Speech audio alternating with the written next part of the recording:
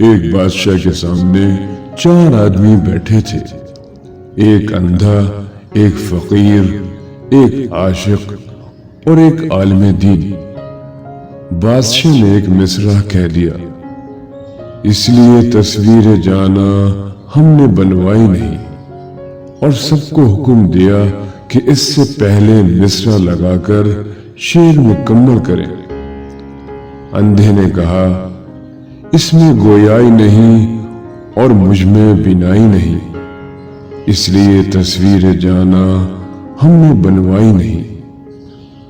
فقیر نے کہا، مانگتے تھے زر مصور، جیب میں پائی نہیں، اس لیے تصویر جاناں ہم نے بنوائی نہیں۔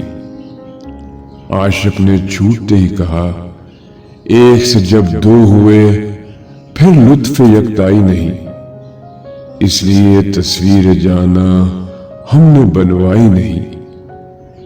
اور عالم دین نے تو کمال ہی کر دیا، بت پرستی دین احمد میں کبھی آئی نہیں، اس لیے تصویر جاناں ہم نے بنوائی نہیں۔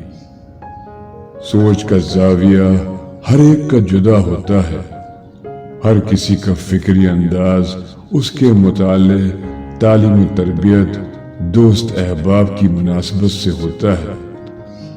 غالباً یہی جدا گانا انداز فکر بہتر فیصلہ کرنے میں معاون ثابت ہوتا ہے۔